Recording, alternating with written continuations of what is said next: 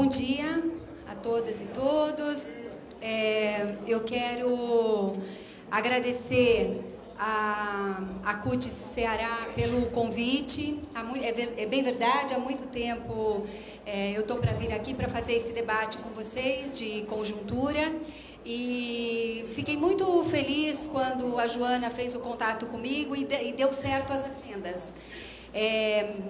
Ontem eu estava aqui na abertura do Congresso e fiquei muito satisfeita de ouvir as falas dos companheiros que estavam compondo a mesa, porque as falas todas aqui representam muito daquilo que a gente tem debatido na direção nacional e na direção da executiva da CUT.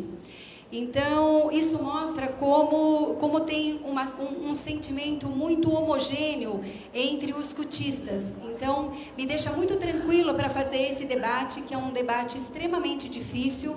Debater a conjuntura. Debater conjuntura, normalmente, é muito complicada, porque os cenários são sempre muito incertos.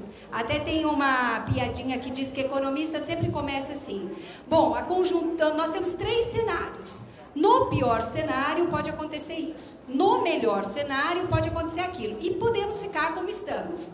Então, é uma fala de praxe, de conjuntura. Então, falar de conjuntura é sempre difícil. No momento como o que nós vivemos hoje, tanto internacionalmente como nacionalmente, é ainda mais difícil. Mas talvez por ser mais difícil, seja mais importante que a gente faça esse debate e tente construir conjuntamente uma leitura dessa conjuntura. A ideia aqui é não cansar demais vocês. Eu trouxe diversos dados, tabelas, gráficos ali para mostrar e vou depois, o material fica para vocês aí, para vocês utilizarem. A minha ideia é abordar, numa combinação aqui que eu fiz com Wagner, abordar um pouco da conjuntura econômica internacional, lembrando que nenhuma leitura econômica, de política econômica, está descolado de uma leitura política. A economia, ela responde a um projeto político. Portanto, as coisas estão interligadas. Então, quando a gente fala em uma leitura econômica, ela tem a ver com um projeto político em andamento no mundo. Passar, então, meio rapidamente, porque precisaríamos de muito tempo para fazer um debate da economia internacional, e acho que vale a pena fazermos mais para frente. A Rosa até tocou nisso ontem, e acho que é de fato necessário a gente aprofundar essa visão do que está acontecendo na economia, no mundo. Depois a gente, dentro disso, como é que está o Brasil nesse cenário, e aí, talvez contemplando em parte a sua preocupação, falar um pouco de como é que está o cenário econômico do Ceará. É claro que eu não tenho todos, vocês certamente têm muito mais competência para discutir o Estado do que eu, que não acompanho sistematicamente, mas eu vou tentar trazer aqui, comparando com o Brasil, o que está acontecendo com a economia do Ceará. E como é que os trabalhadores estão colocados dentro desse cenário todo. A ideia é passar por todos esses pontos de uma forma mais rápida, dado o tempo que nós temos. Tudo bem? Pode ser assim? Será que a gente consegue passar ali? Então, como eu estava falando, nós precisamos ter muita cautela ao fazer o debate de conjuntura. Conjuntura internacional e nacional. Lá, na eclosão da crise de 2008, 2009, nós apontávamos, e a CUT chegou a soltar notas com relação a isso, dizendo: nós sabemos quem causou a crise. Todos nós sabíamos quem tinha causado a crise. Foi a causa principal da crise tem a ver com a financiarização da economia, ou seja, uma desregulação completa e total dos mercados financeiros, dos capitais, que circulam pelos países sem lastro, é o que a gente chama de sem lastro. O tanto de dinheiro que circula pelo país, não existe essa riqueza no mundo. Na crise de 88, o que ficou claro é isso, a especulação foi tão forte, principalmente ali no capital americano, nos Estados Unidos, que durante muito tempo tem sido o centro da economia e da política mundial. A desregulação era tão forte que o tanto de dinheiro que dizia-se que tinha, o tanto de papel, não correspondia à riqueza verdadeira existente no mundo. Então, em algum momento, isso ia explodir. E isso aconteceu em 2008, 2009. Então, nós dizíamos, olha, o problema está que especulou demais, tem gente que enriqueceu demais, e não existe essa riqueza no mundo. Tá certo? Não tem como pagar. Se todo mundo quisesse pegar o seu dinheiro naquele momento, não teria dinheiro no mundo para pagar toda aquela riqueza. É isso que faz a falta de controle de capitais. Vai especulando em cima de coisas que não existem. Aí os trabalhadores no mundo, mas principalmente aqui no Brasil, e comandados muito pela CUT, diziam, olha, os trabalhadores não são culpados pela crise. Inclusive porque nem repartiram toda essa riqueza, né? Os trabalhadores, continuam batalhando e nós temos salários, no caso do Brasil, muito baixos. Então, nós não somos culpados pela crise e, portanto, não concordaremos em pagar por esta crise. Então, os trabalhadores do mundo diziam isso e batalharam por isso. Reuniram-se até no chamado G20 sindical e tiraram de lá várias resoluções nesse sentido. Nós precisamos ter maior controle dos capitais financeiros, do sistema bancário mundial, do sistema financeiro mundial. Não dá para deixar desse jeito. E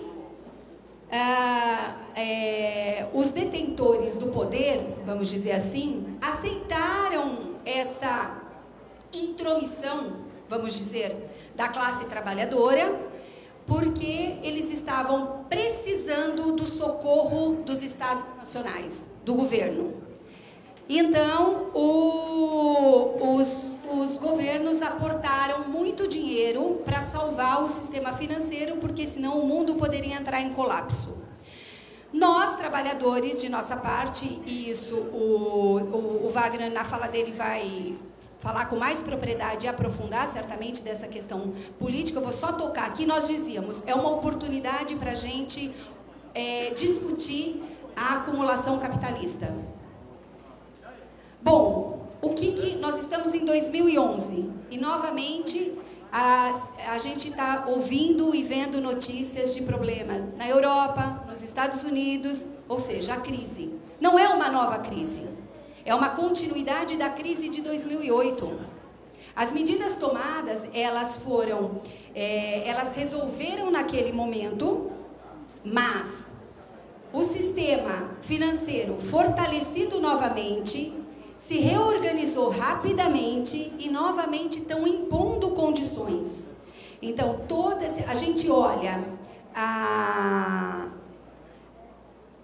Europa, vários estados nacionais com problemas crescentes. Grécia, Portugal, em alguma medida a Espanha, enfim, a Itália, enfim.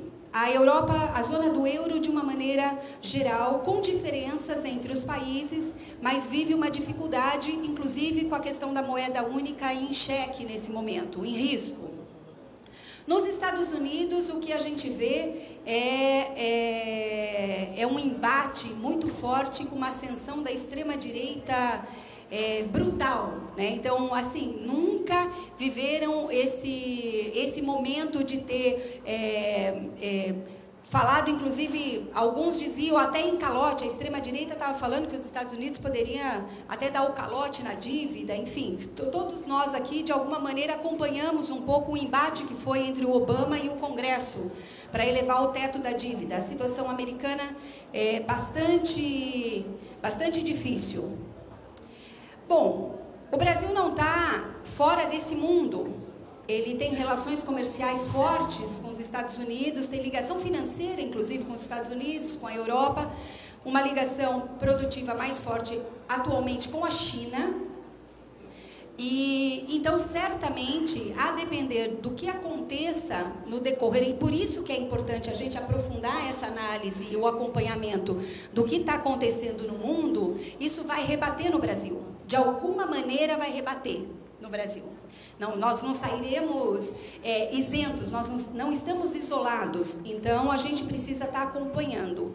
Agora, o que eu queria destacar aqui é que as medidas adotadas de combate à crise, elas são, diferentemente de 2008 e 2009, que as medidas foram injetar capital, o Estado fazer mais investimentos, enfim, os governos incentivarem a produção econômica. Neste momento, as medidas são extremamente recessivas.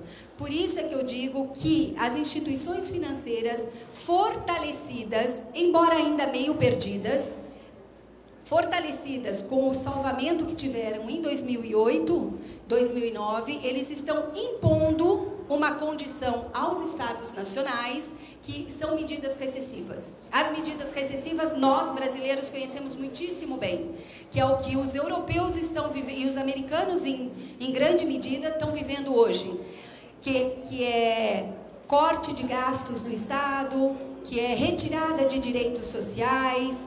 Então, é isso que a gente está vendo. Não é à toa que está eclodindo tantos movimentos na Europa, tanta violência. Não é à toa que você vê tanta violência, porque nós estamos vivendo um empobrecimento da população, um empobrecimento dos trabalhadores.